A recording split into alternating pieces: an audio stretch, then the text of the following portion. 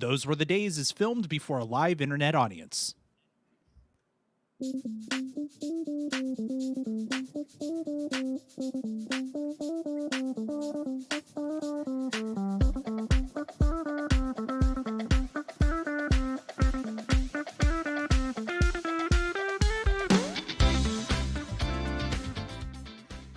It's time to start the music. It's time to light the lights. It's time to meet some podcasters on Those Were the Days tonight. Hey, yeah, that's us. And this is Those Were the Days, the podcast where we talk about our love for classic TV. I'm your host, Audie, and this week we're talking about The Muppet Show. And with me here to talk about it is my good old pals, Tress. Hello.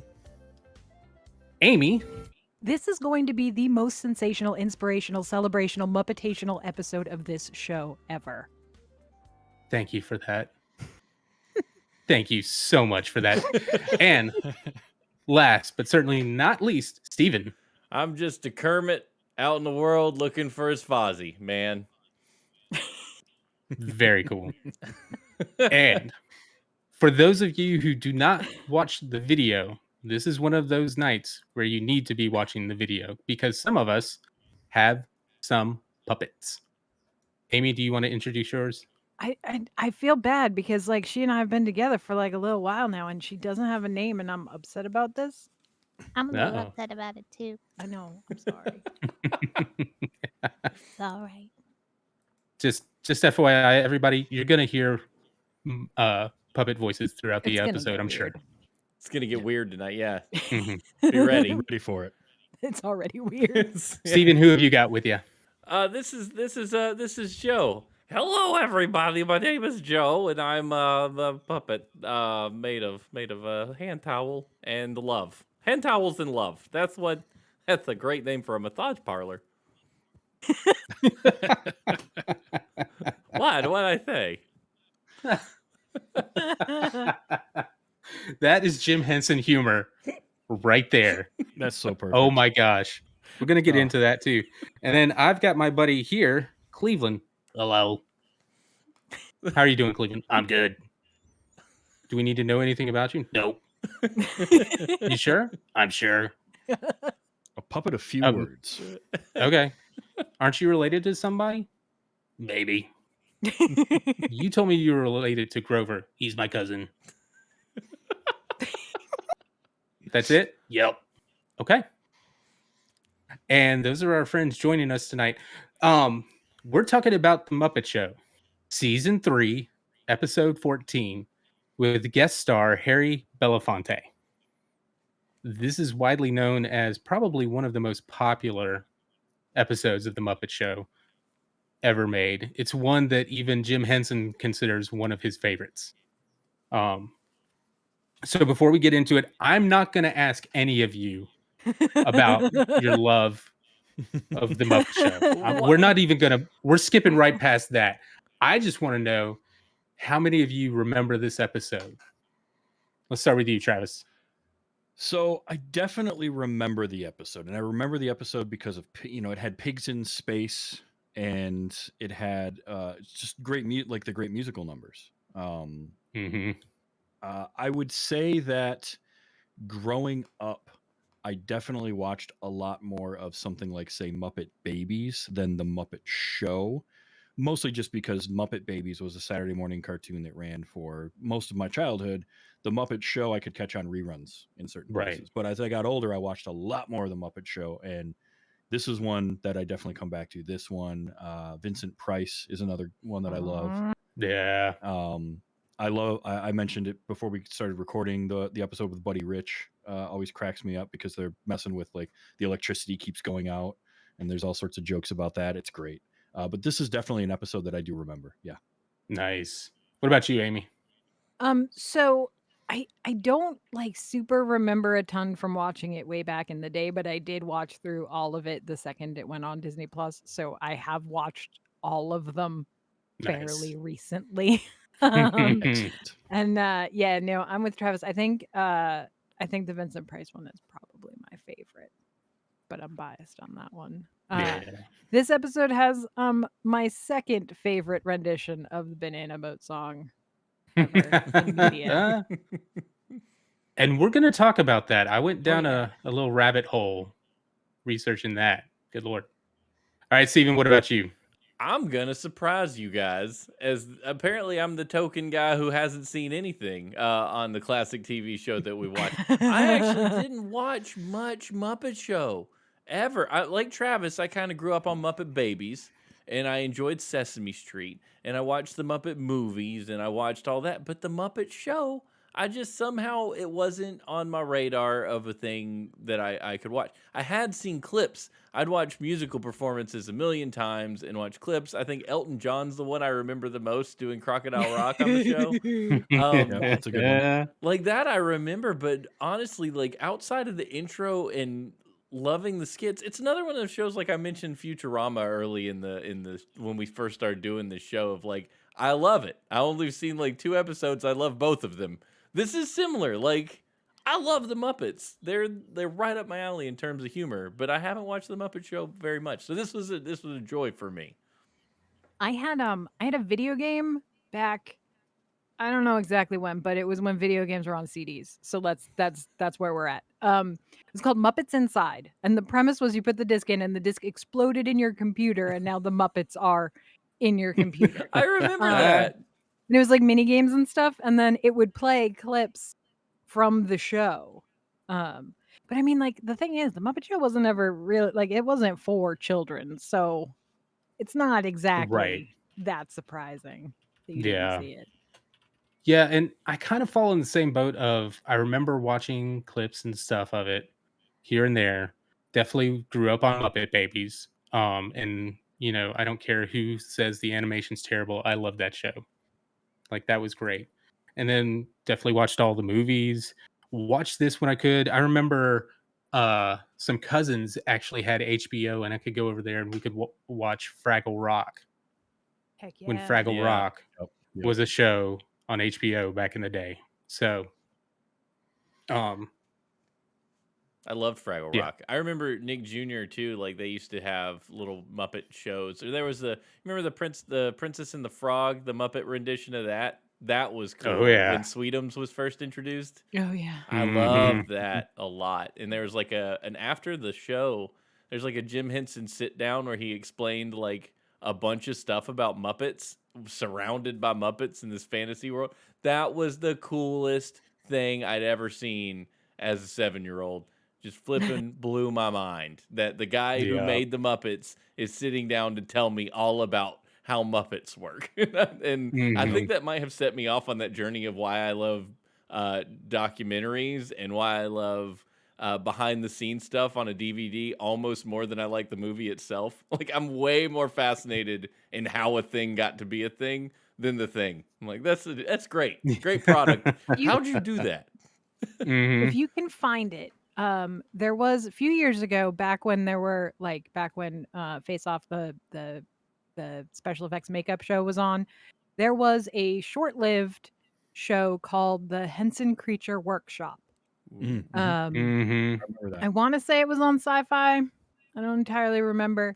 And it was a competition show with Brian Henson, and they made Muppets in a challenge every week, and it is so cool. Yeah. That's a good one. If you can find it, it is Yeah. worth a watch. I'm gonna dig that up. I bet. And let me tell you, after making this puppet, not that I didn't have respect for those artists before, but good lord, do I have that much more respect for what they could do. Yeah. And just the expressiveness that you get out of something with like I mean, all it is a hinging mouth. And like sometimes the eyes don't move. Right. But just the performances are so good and they all have these amazing personalities. Every Muppet does. Like you mentioned Sweetums, I love that. There was Beauregard in this episode that we watched was great. I didn't forget about Beauregard, but Beauregard isn't one that I think of off the top of my head like I do Fozzie Bear or Kermit or with Crazy Harry too. Yeah, Crazy Harry. Yeah. Yep, I love Crazy Harry. Who was in this episode. Yep. Man, I just had a thought. No, I was watching a bunch of different making ofs, and it was interesting to see the way some puppets are manufactured. I watched the episode of Tested where Adam Savage makes his own puppet, and he goes to the guys that do all the Avenue Q stuff. Yeah. And just seeing him, talk about that, or like seeing the current dude who's doing Elmo, he's like, well, yes, he's got the hinge movement, but also the eyes are on rods. So he can actually manipulate those rods inside the head and get, when Elmo's doing some of those weird faces and his eyes are going in weird directions, it's him just manipulating the rods the eyes are on inside the puppet. Wow. And there's just so many other little ways of doing stuff, and having this hand here, manipulating a mouth and a head, and this one manipulating an arm. Or like we talked about pre-show, there are puppets where there's one dude doing the hand and there's another one or two dudes doing, like one dude with his hand doing the head and another person or two people doing the actual hands, or manipulating something else on the puppet. And that's just, the stuff you see on the Muppet Show and Sesame Street. Let's not even talk about like Jim Henson doing the Ninja Turtles and, figuring all that stuff out. Dark and Crystal. And the Dark Crystal. If you ever watch The Storyteller, good Lord. Love that stuff was amazing. Storyteller was so good. So we gotta do that. We gotta do that show. yes. Yeah, we gotta do that. But let's bring it back. Okay, so this particular episode first aired January 5th, 1979. So I was 12 days old at the time. Amazing. And I was, doing some research. This episode was probably one of the closest collaborations between the Muppet Show people and their guest star. It didn't always happen that way, but there's a quote from Jim Henson: "Sometimes a star can make a big contribution to the script. Harry Belefonte was enthusiastic about doing the show, but he wanted to be sure it was worthwhile. And he worked very closely with us, which led to some wonderful things like the piece with the African masks." Yeah. Which we'll talk about. That was really cool. Yeah.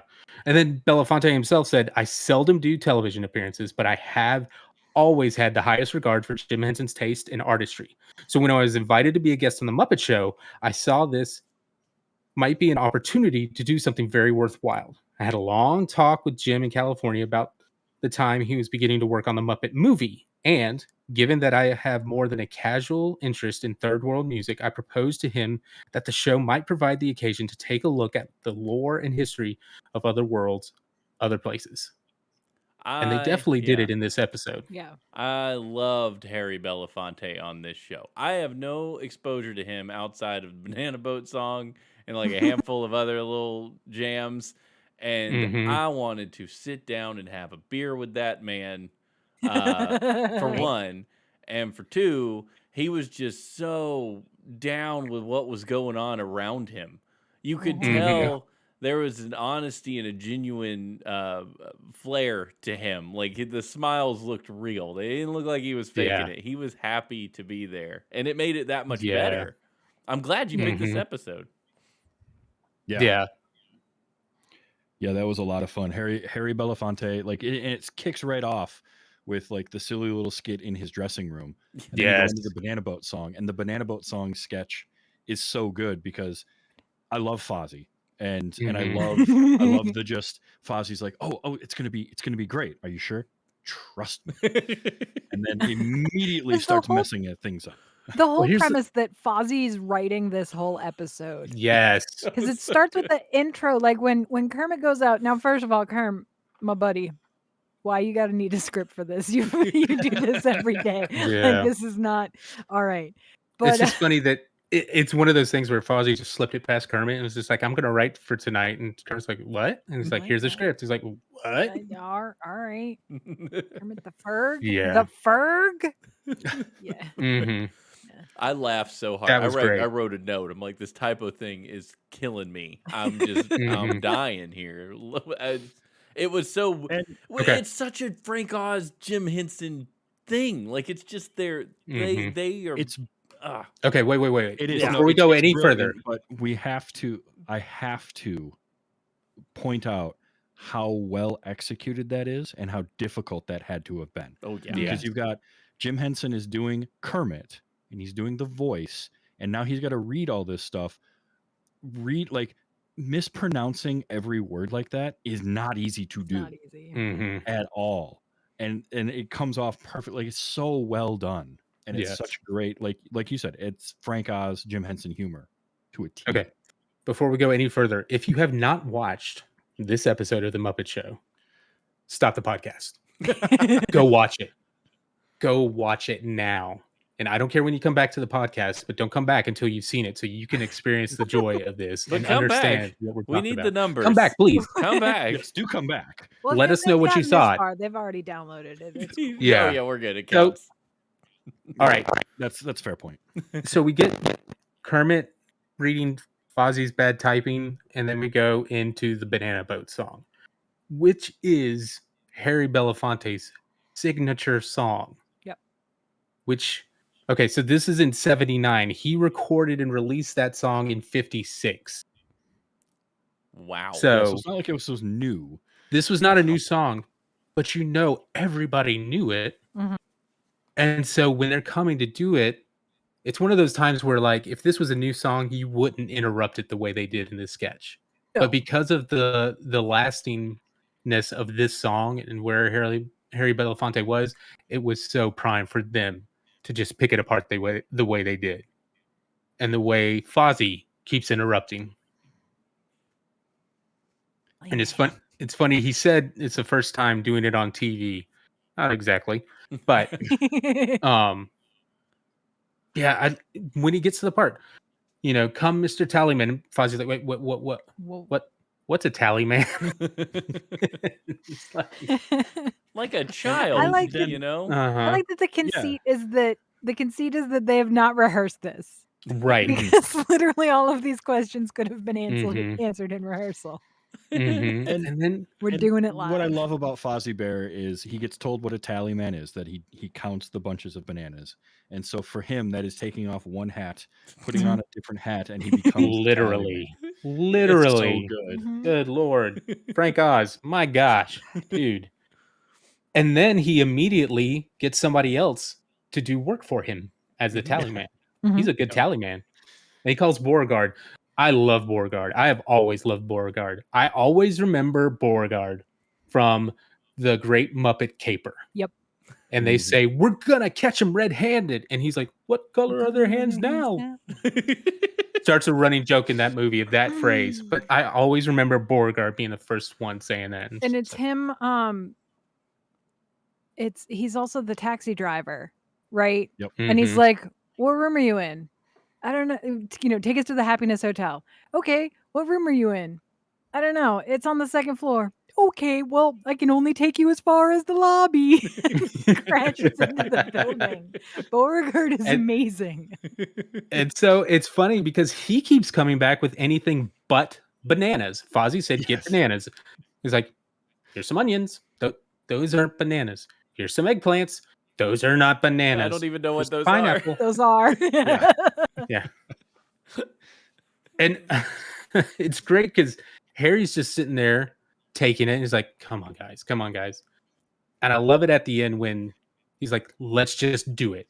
And Fozzie's like, you sure about this? And then he turns it on Fozzie. He's like, trust me.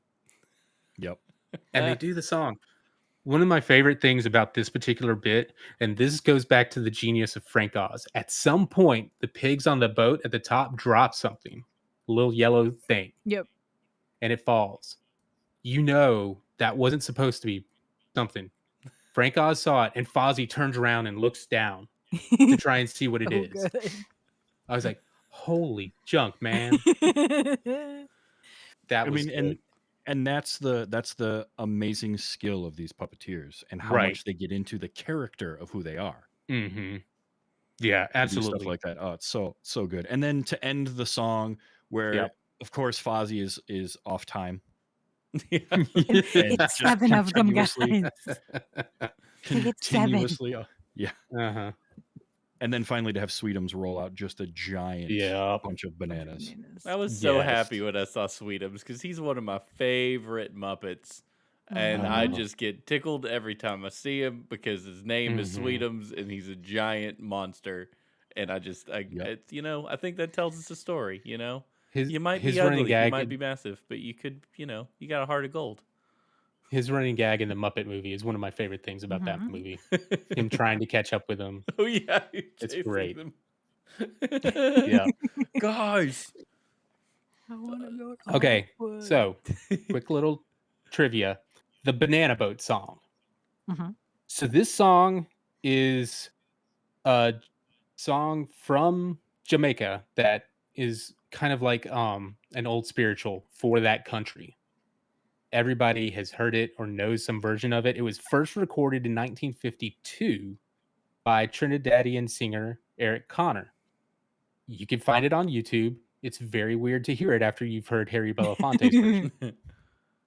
So, 1955, Lord Burgess and William Attaway, popular songwriters of the day, wrote the lyrics for this version for Harry Belafonte to perform on the Colgate Comedy Hour.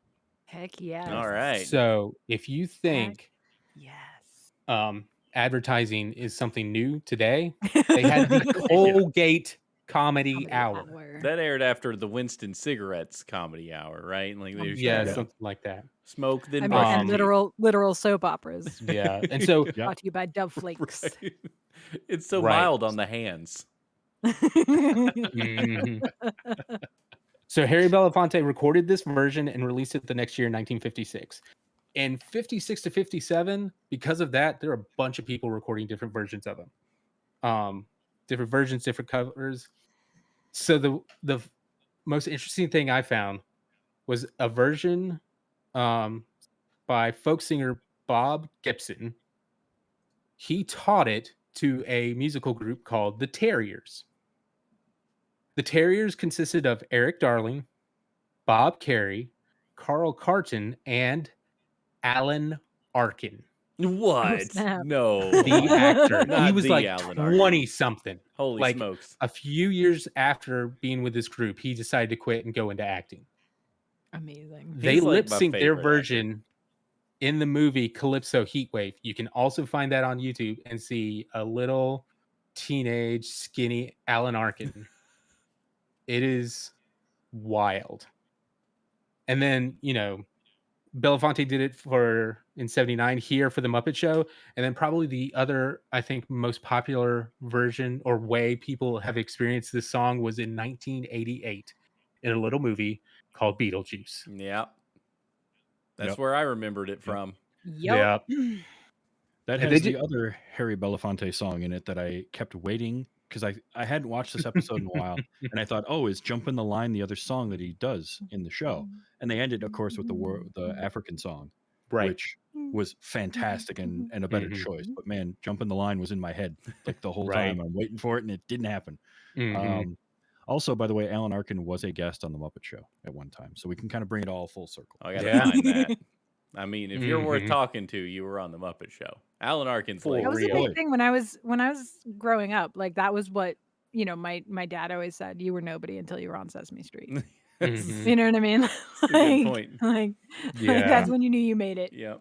And like some of the names that were guests on the Muppet Show, I do want to come back to that at some point. Audie, keep doing the Yeah. stuff you've got, but we'll come back to this because there's some incredible guest Oh, star yeah. names Absolutely. yeah. on the Muppet Show.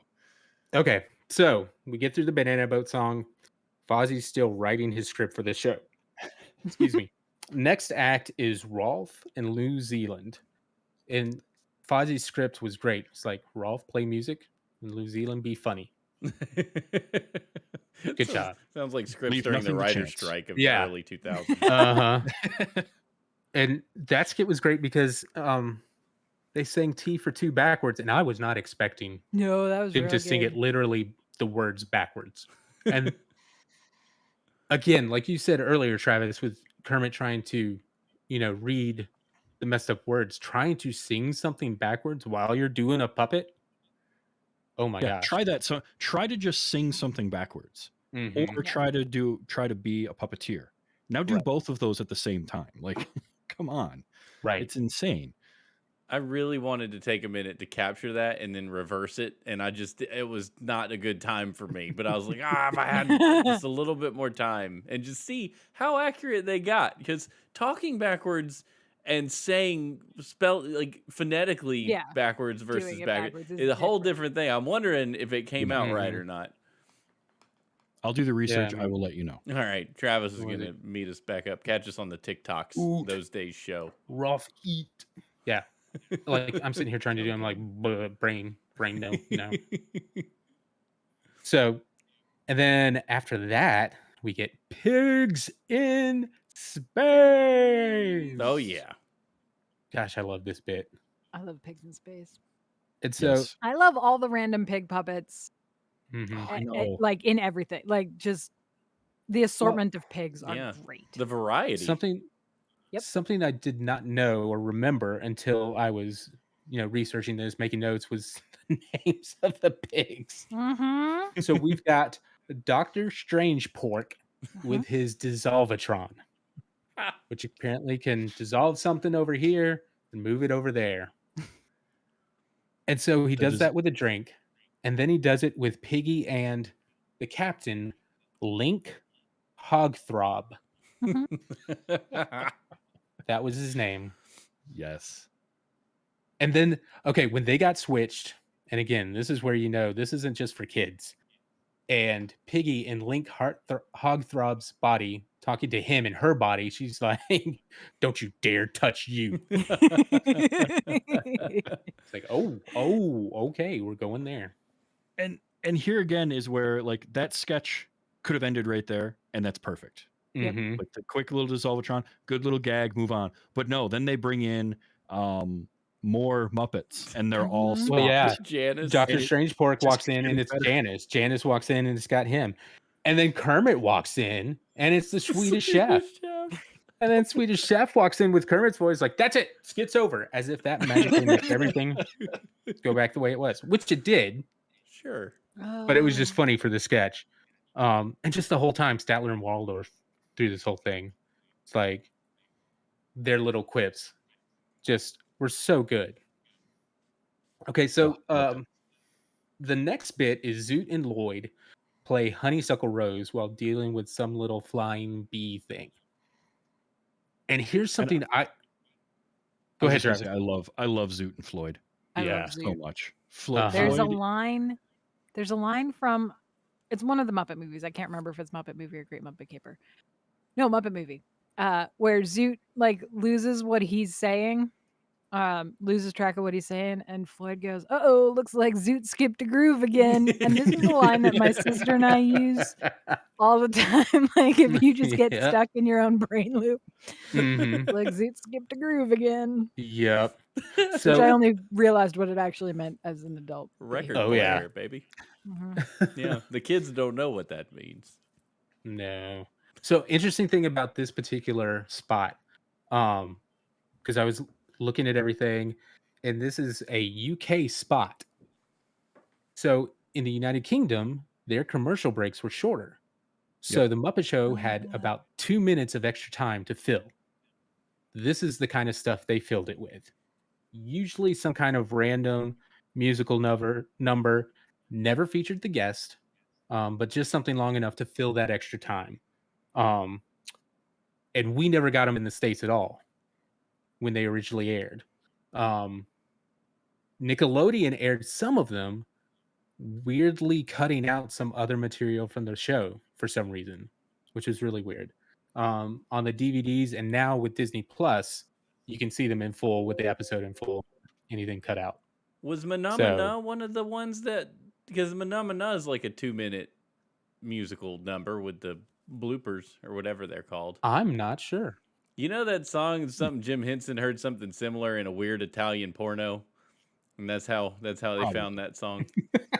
Which made me so happy that that's how that got on TV. That's one of the best numbers ever. Like that one gets stuck in my head all the time. Don't start, Amy. We're gonna do the whole song right here if you do. Mana. Phenomena. Oh boy. Do do do do do Mana. do do do do Mana. do do do do do do do do do do. Uh, That's enough of that. I'm already tired. Okay. All right. So after our UK spot, we get the Harry versus Animal drum battle. Yes.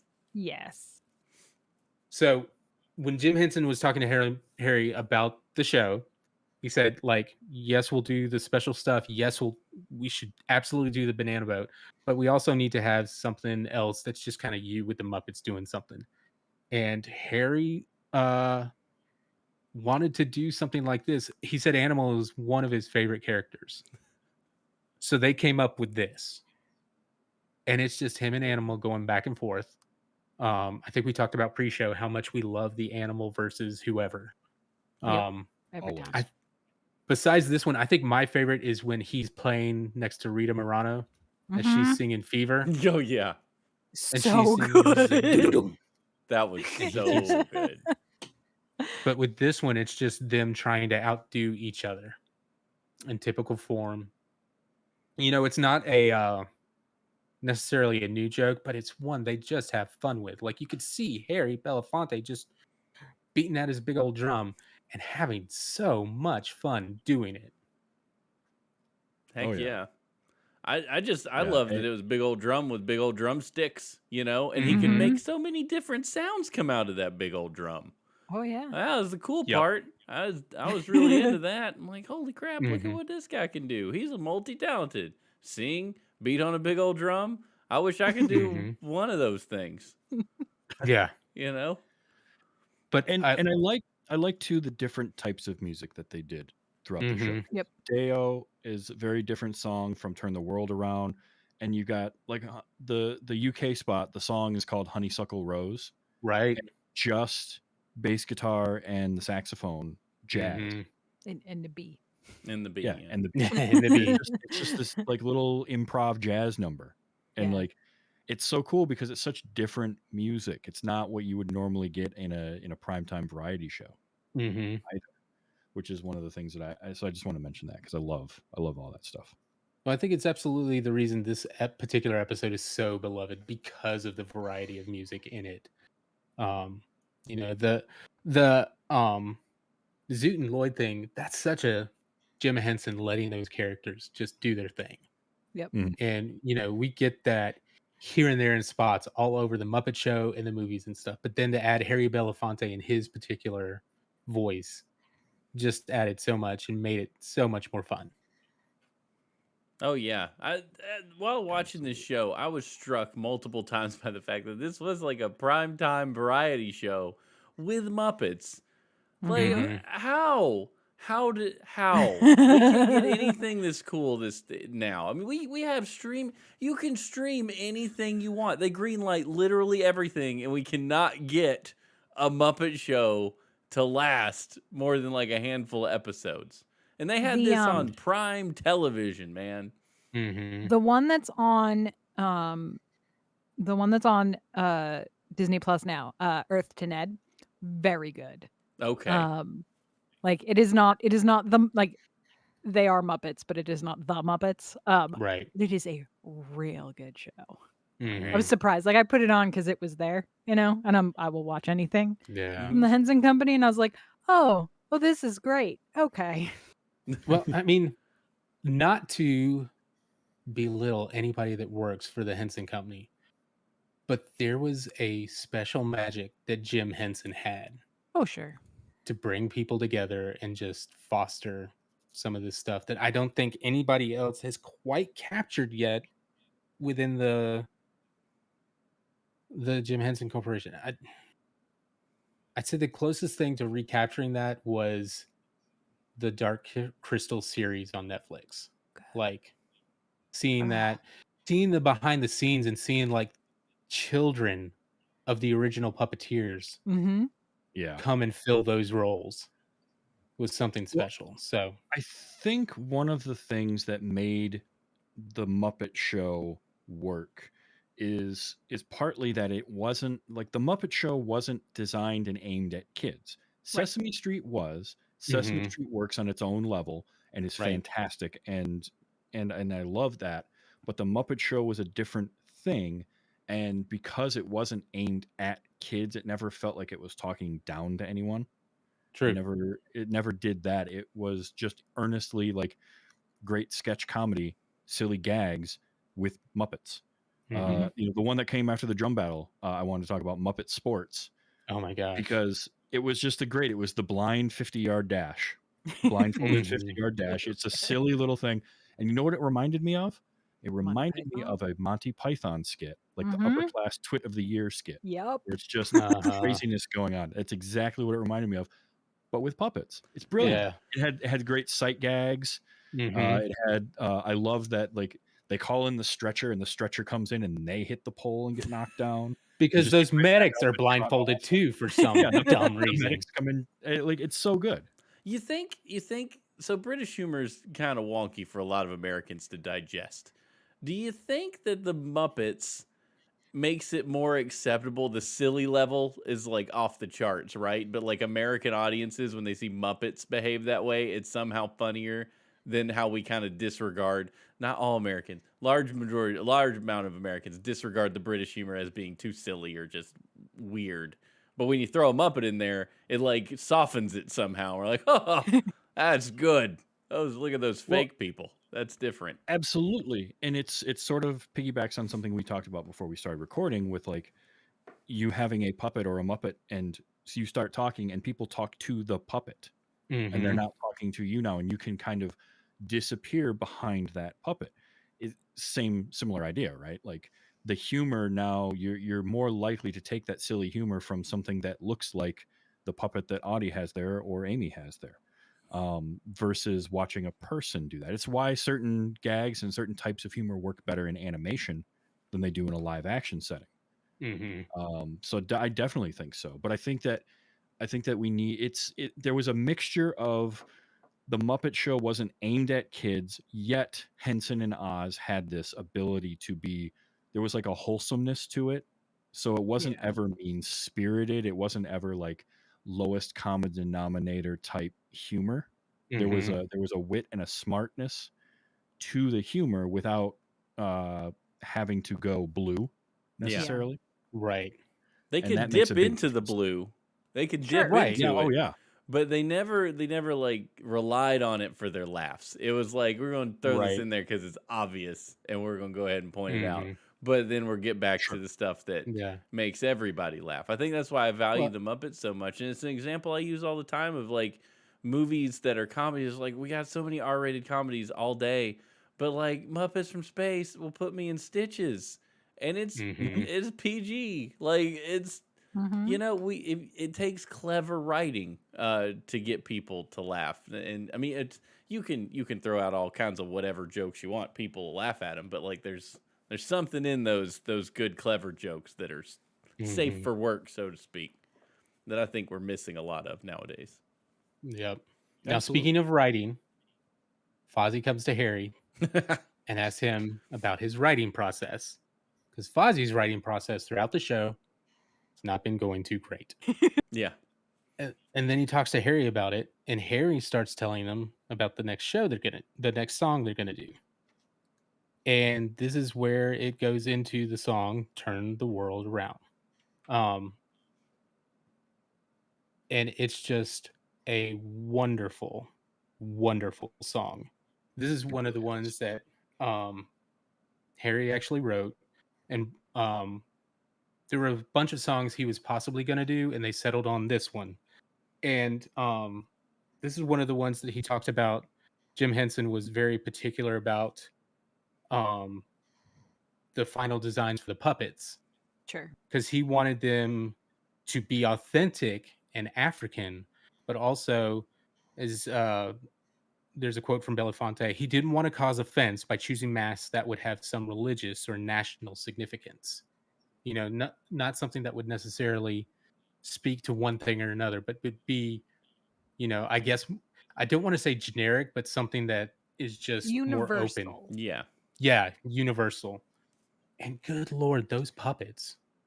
They're Again, good. So good. after making a puppet and seeing the way those puppets are put together and the way they move and do stuff, just incredible.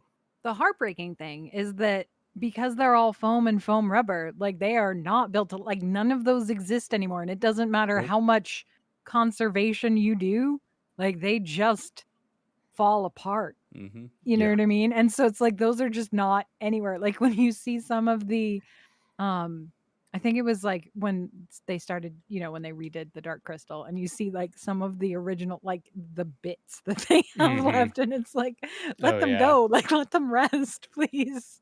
Not you, Just- Cleveland. Cleveland, you're okay. You're going to be good forever. Don't worry. Okay, good. Thank you. I was worried. Yeah, and especially those with the way that because they look like carved wooden masks, but then they move. So those are Mhm. like cast foam rubber, and Mhm. yeah, they're just not gonna Yeah. last very long. Phenomenal looking. But Oh, it yes. was so That's the just cool breathtaking. part about having a TV show, though. We get to see them, Like, Oh, as yeah. long as Mhm. we got the TV, we can see them. It's no different than people. People break down just like Yeah. foam rubber, But we can always But- go back and watch them on TV. I also love when Harry's talking about the song. I'm going to read this just because it's so good. I don't care if you've watched it already. Listen to it again. This is Harry. I discovered that song in Africa. I was in a country called Guinea, and I went deep into the interior of the country. In a little village, I met a storyteller. That storyteller went back into African tradition, into African mythology. He began to tell a story about the fire, which means the sun, about the water, about the earth, and he pointed out that all these things put together turn the world around, and that all of us are here for a very, very short time. And in that time, we are here.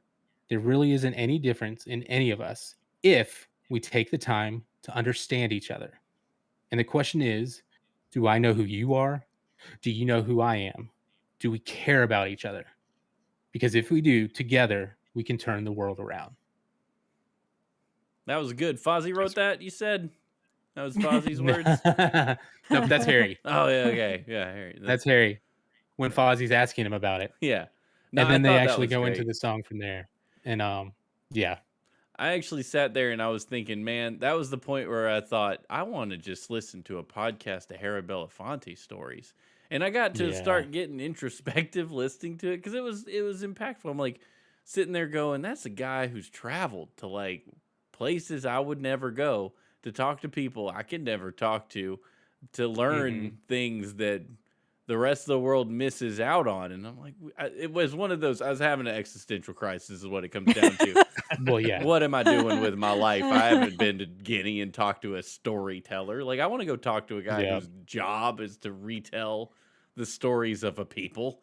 But no, I'm probably not going to Yeah. do that, but it'd be great. I did think now it's time to sign up for that cattle drive I've been wanting to go on for 10 years. There you go. Experiences. That's not the first message about going and having experiences that I've heard in the last week. I'm like, somebody trying to tell me something? Gotta get on the wagon. It's coming through the Muppet Show. Yeah. I mean, yeah. As all good things do. Yeah, sure. I mean, And it's wild, a message that was, relevant then and still relevant today. yeah. Do I know who you are? Do you know who I am? Let's turn the world around. And that was Harry Belafonte. Like that was his. Yes. Still is. He's 95 years old, I believe. He's still with Mhm. us. But that's who he is, and it's encapsulated in this episode. It's so good. Yeah. Loved it. Yep. And then, they finish the song, all the other Muppets come and they start singing it together. And I love only because I had the recording of this from something else and not the actual official recording, but it kept all the last bits. So you've got everybody walking in, Kermit at the end. Well, it's been a great show, and we can hardly bring ourselves to end it. And we all know who we have to thank for that. And Fozzie immediately, the script writer. And it's like, no, the guest star, Fozzie. And then I saw someone point out that like after that, they're all singing together. And again, the magic of how well Jim Henson and Frank Oz are buddies. So are Kermit and Fozzie. Fozzie puts his arm around Kermit as they're singing with Harry Belafonte. Mhm. and everybody's singing. Even Statler and Waldorf up in the balcony are singing, "Whoa!" And then, You know it's good when they get involved. Yeah, and they just finished the episode with that song. that's good. So, um, and I'm gonna say here, one of the reasons I picked this episode was because of that song, which, um, I went to a church camp growing up in Dahlonega, Georgia, like right where the Appalachian Trail just begins at the top of North Georgia. And that song was sung at the camp by a particular set of campers. So it's a church camp. It's not like a Jesus camp. We're Methodists. We're more social justice warriors. Um, but one of the things I loved about Camp Blisson is they had, all kinds of radar kids. They also had a special camp called Sparrowwood, which was specifically designed for campers with mild to moderate developmental disabilities. And we had campers from, young, maybe elementary teenagers, all the way up to as old as they could be. Like we had 50, 60, 70-year olds who'd been coming to camp forever. Um, and the only way they were separated from camp was where they slept. Otherwise, they were in the middle of everything they could possibly do. So they went on creek hikes. They went to the craft shack. They went on campouts with us if they could. Um, and one of the things that they would do, being a church camp, um, we had a daily chapel service in the morning and at night. And Thursday was always Sparrowwood Chapel, and they would always do a version of this song. Um, a little bit less on the beat, kind of just the chorus version, but it's something I remember distinctly to the point where at some point, like I had worked 4 or 5 summers, and my buddy Trey was like, "I saw an episode of the Muppet Show, and it has turned the world around on it." And we watched the episode, and our minds were blown because we didn't put the two and two together. And it was crazy. And I even went on the Facebook alumni page to ask, "Hey, who brought this to camp? Like somebody had to bring this." I thought it was a lot further back than it was, but it was, from what I could tell, it was around 95 that it sounds like somebody brought it and started doing it with the Sparrowwood camp, and it became their signature uh, Thursday morning chapel song. And it's just when you just one of those things of like someone who has those developmental disabilities, but you see them singing this song and talking Mhm. about all of us being together and turning the world around. It was always something special to me. And then knowing how much more special it's been to so many other people was really neat. So that's the main reason I chose this episode of the Muppet Show. So um, what did you guys think of it? What's your reflection on it at this point? I mean, I loved this episode. This was super fun. Like I say, it had the silliness of like Muppet Sports and Pigs in Space, Mhm. and those were great sketches. The music was wonderful. I loved the little jazz number, and then to end it on that song, it was a really great episode. So yeah, I loved it. I was just impressed. Like every one of these skits was as funny as anything SNL's done in the last 5 to 10 years or longer. And I'm Oh like, yeah. this is a 30-minute variety show packed full of quality material. All There's killer, no filler. Mhm. no filler. Yeah, all killer, no filler. That's exactly right. It's that, and I mean it's the Muppets. This is what got them in prime time and got us all paying attention. I love the moments between Kermit and Fozzie because I know I read Jim Henson's biography. It's fantastic, highly recommended. But like him and Frank Oz were brotatoes, man. Like they Mhm. them and Kermit and Fozzie are just an extension of them and the jokes they make with each other. And I love that. At the top of the Mhm. show, I'm just a Kermit looking for his Fozzie Barretts because I just love those relationships. The people that you just can be around and everything. Mhm.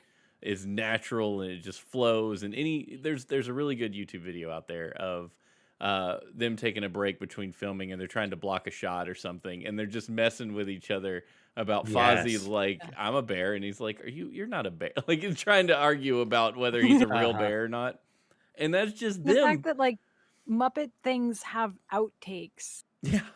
that are like Yeah. real good. You know what I mean? Like, Mhm. because you wouldn't think that it would be anything worth saving. You know what I Sure. mean? Like, but no, they're great. The Emmett Otter outtakes, A plus. Yes. I A love Yes. Emmett Otter. hmm Yeah, and the fact that we know all these characters like by name, Oh it yeah. speaks to the how the characters have touched us, embedded themselves in our memories, and like I've said, I think I might have said it on last week's show when we were closing, but like if I saw Kermit on a subway on his way to work, I wouldn't really bat an eye. I'd be like, oh, Kermit's on his way to work. And That's Hey, cool. Kermit.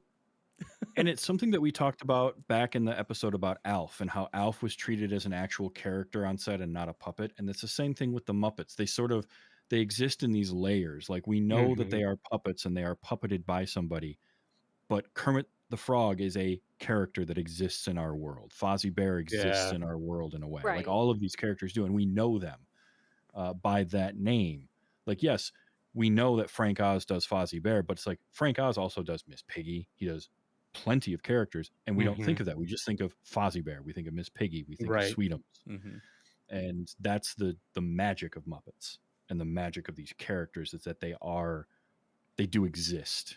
They're not just the cloth and the foam that made them up. They're real. And a lot of it is the interaction they have with the guests. You know what I mean? Like, Yeah.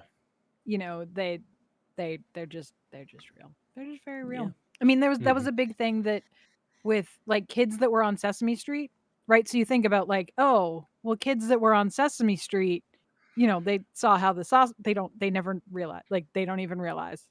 Mm-mm. Like once there's a No. pup, like they don't Yeah. know.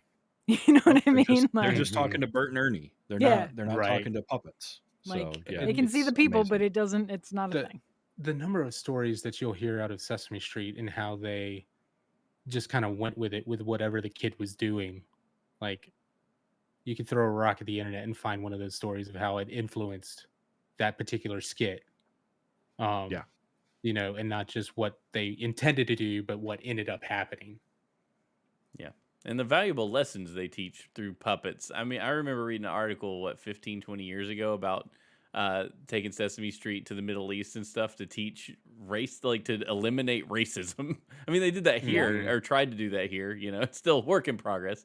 But like Right. children, Yeah. children, they see so many different colors and so many different things. And they said that children are so much more likely to listen to the words and instruction of a Muppet than an actual adult. And I'm like, I mean, yeah. same. Yeah, Like, I mean, I'm not.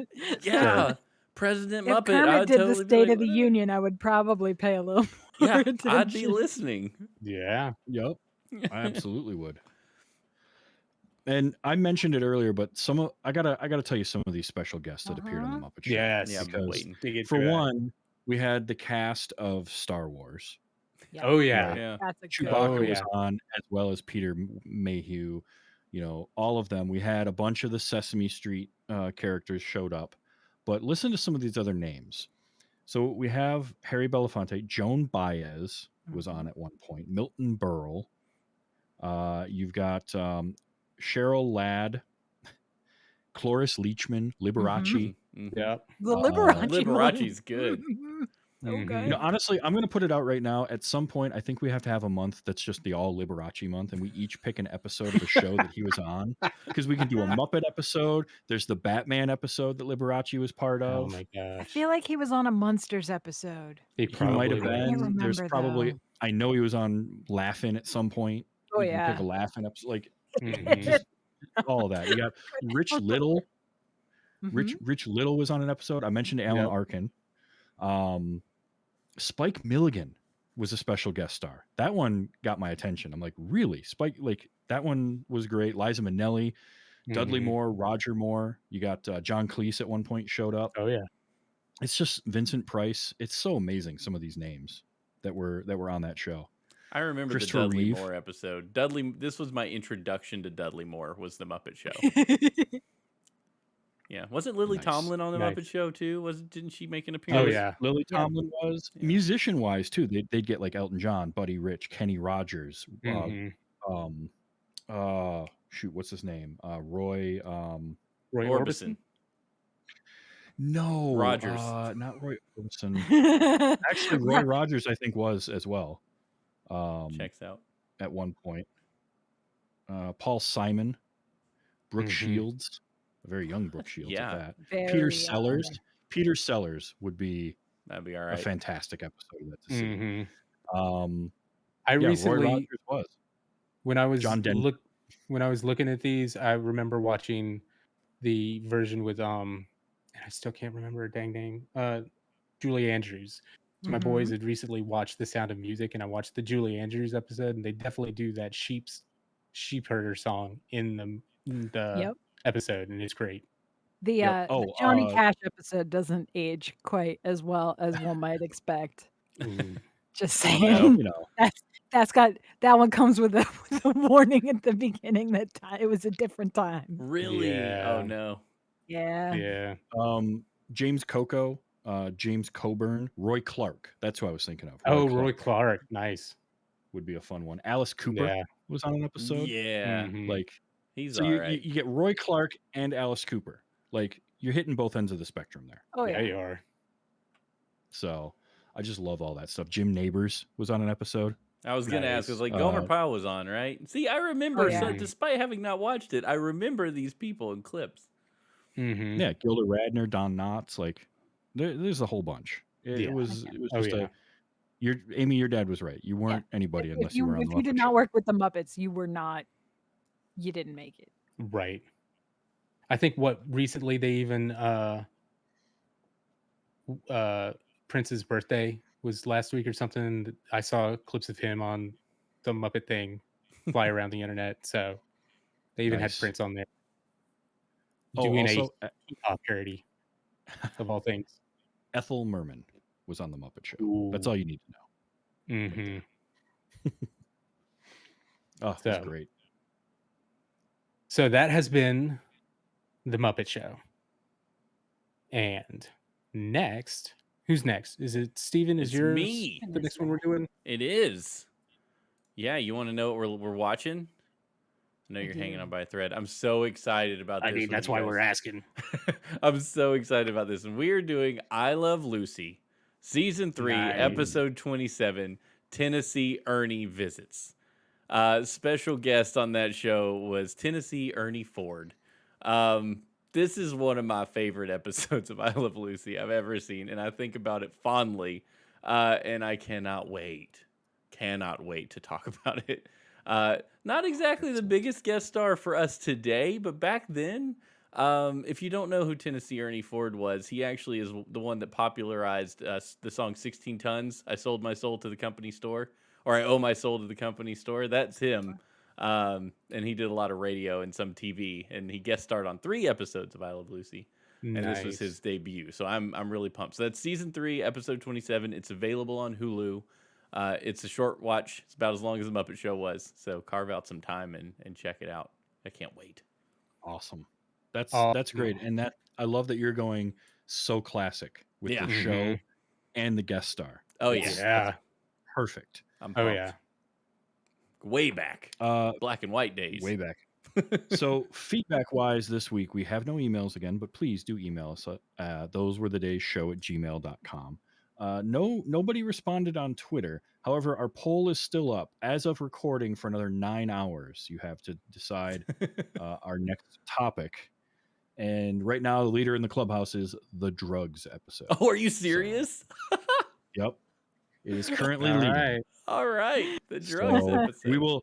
We will announce it on Twitter, and then coming up for next and on the next episode, we will officially announce what the winner of the poll was. So nice. Awesome. That's fantastic. The funny thing is figuring out if we're gonna have to fight over an episode. I know exactly which ones I'm going for if it's drugs. Other than that, I don't know. Game show, I might have an idea, but we'll see who wins. We'll figure it out. Who wins? I love it. All right. Well, definitely vote on that. Definitely send us your emails, tweet back at us. I try to throw posts up on Facebook. If you see me there, respond there. Feel free to just respond. We want you a part of the conversation and a part of the show. So definitely respond to us in whatever way you can and want to. And until next time, this has been Those Were the